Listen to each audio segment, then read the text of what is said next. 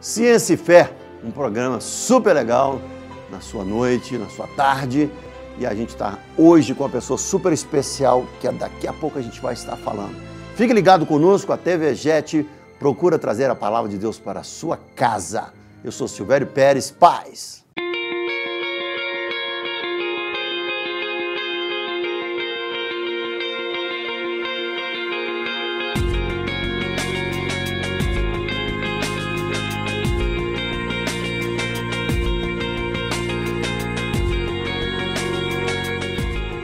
O Ciência e Fé traz uma pessoa muito especial que você que viu a semana passada, você deve ter gostado muito.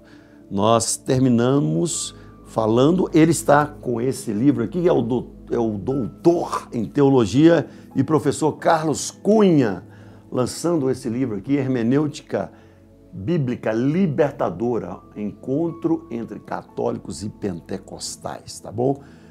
Doutor e professor Carlos Cunha, tudo bem? Tudo bem.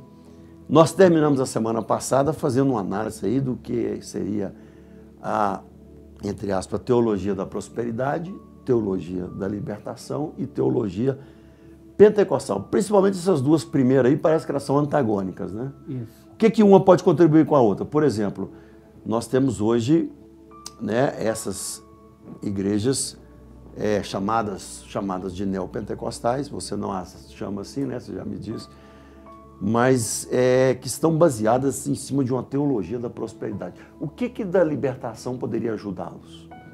Nada, né? São teologias distintas. Né? Nada. O primeiro que uma é teologia um não vai cristã, ler a outra. Uma é teologia cristã e a outra é uma ideologia. Agora, você acha que a teologia da prosperidade ela está muito mais ligada à ideologia capitalista? Ah, sem sombra de dúvida. A lógica é de mercado e sucesso. Né? Business. Claro. Agora, veja, a minha crítica não é ao fiel dessas comunidades.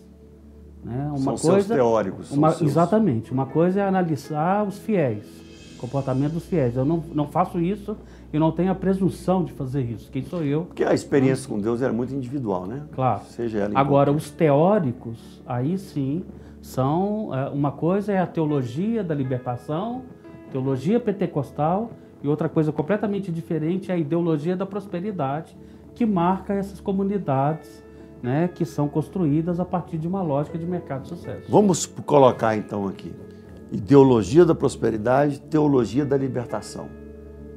Quais são os fundamentos das duas? E por que você, de alguma, no caso da libertação, você conseguiu assimilar algo de bom, e da ideologia da prosperidade, parece que você não conseguiu assimilar nada de bom. Faça uma analogia aqui, faz uma hermenêutica para a gente dessas duas. Olha, analisar os fundamentos é algo muito amplo. Não dá para fazer isso. Não dá, mas vamos indo aqui. Trabalhando aqui o tema da hermenêutica bíblica libertadora, eu diria o seguinte: enquanto a teologia da libertação e a teologia pentecostal se aproxima do pobre marginalizado para a libertação efetiva do sujeito, né, como nós falamos no programa passado, uma libertação espiritual, psíquica, social e ecológica, a ideologia da prosperidade, ela se aproxima do pobre para alienar. Então só aí, né, já tem uma diferença enorme. Então é uma teologia cristã que se aproxima do pobre e faz uma leitura do reino a partir da realidade do pobre, é uma coisa. Agora, uma ideologia que se aproxima do pobre e o aliena, não é? E aí, isso não é uma hermenêutica bíblica libertadora. É uma leitura... E ela se aproxima intencionalmente também. Exatamente. É uma aproximação... Da mais-valia do lucro. É uma aproximação, né, que fomenta uma leitura bíblica equivocada, né, opressora, tá certo? E que não tem nada a ver com a tradição cristã. Mas eu já vi alguns teólogos da prosperidade dizendo que quanto em comunidades que eles chegaram, como que as pessoas hoje vivem melhor. Como é que a gente faria isso? A intenção é que é maligna, não, a prática pode ser que dê alguns resultados. Pois é, mas o que é viver melhor? Porque a gente não está inserido numa sociedade melhor, ou estamos? No caso, ele está dizendo que quer viver melhor, é que o cara, por exemplo, quando foi para essas igrejas ligadas à ideologia da prosperidade, ele conseguiu comprar sua televisão de 40 polegadas, ele conseguiu comprar o seu carrinho, ele conseguiu pagar a escola melhor para o filho, ele conseguiu, enfim, comprar seus eletrodomésticos. E a gente está cansado de ver na televisão aí toda a mostra disso aí. Pois é, mas o pentecostalismo já fazia isso de forma efetiva muito antes.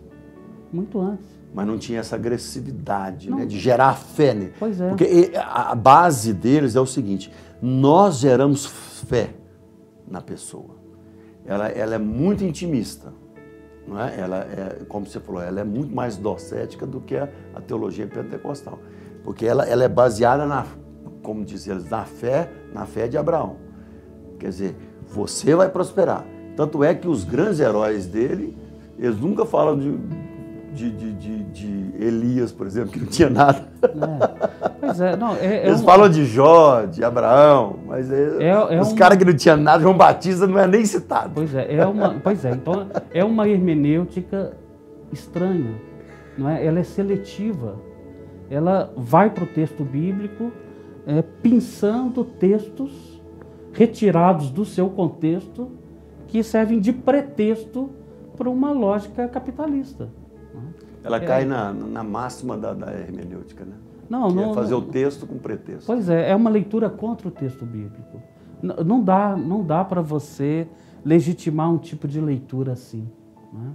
Então, o último censo religioso no Brasil mostra para gente, o de 2010, mostra para gente que o grupo religioso que mais cresce não é o grupo pautado pelos pseudo-pentecostais. Ainda é o pentecostalismo.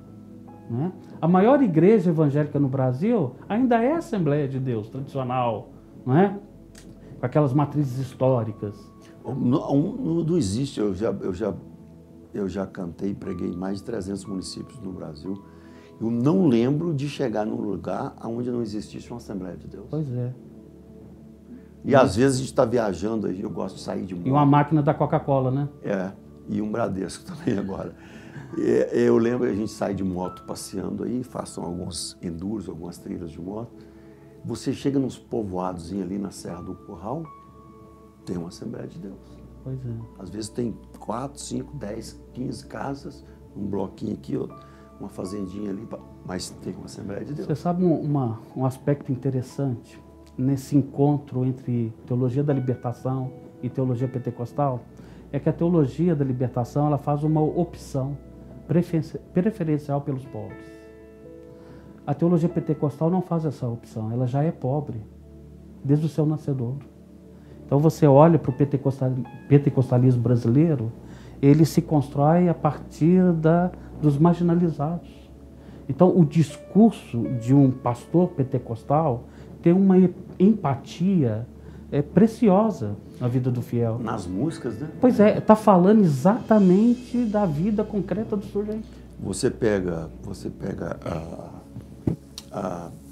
toda a enologia, os corinhos do movimento pentecostal tradicional, na maioria deles são músicas incentivando a pessoa a continuar. Não para, não. Continua que Deus está contigo. Pois é, e a ascensão social... O varão de fogo está contigo, o homem de branco está com você. E a ascensão social que essas comunidades propiciam?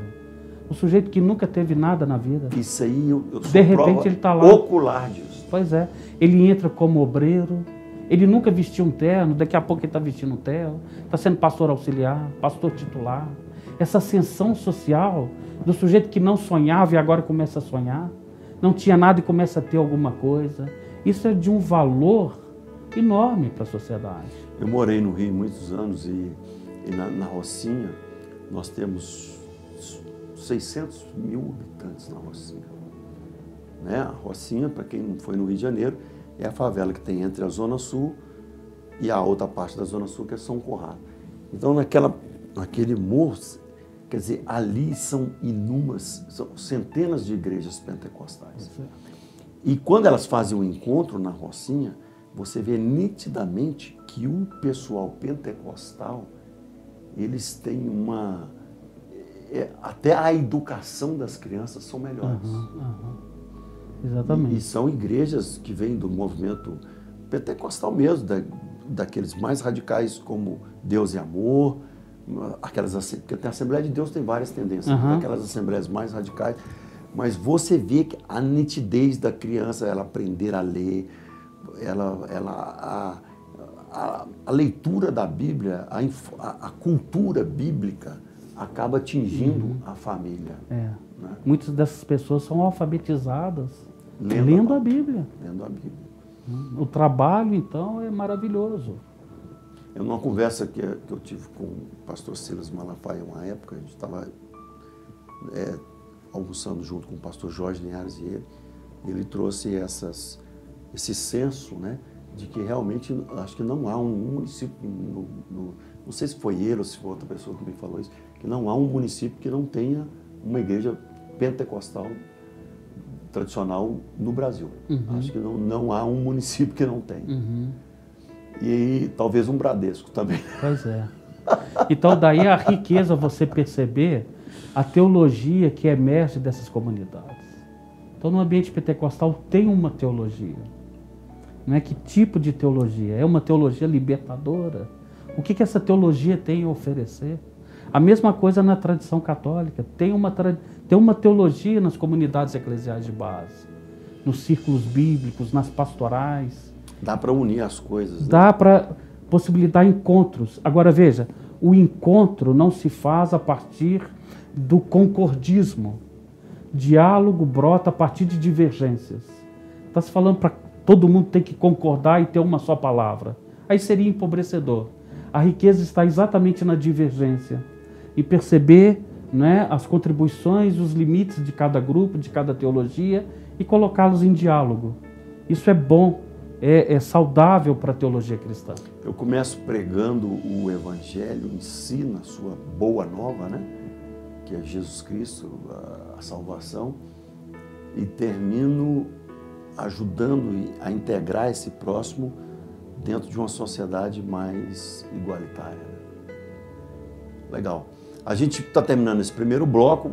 O professor Carlos Cunha vai estar, nós estamos falando mais sobre esse assunto daqui um pouquinho. Fique ligado aí na TV Jet, o canal da palavra. Estamos com você aqui no Ciência e Fé.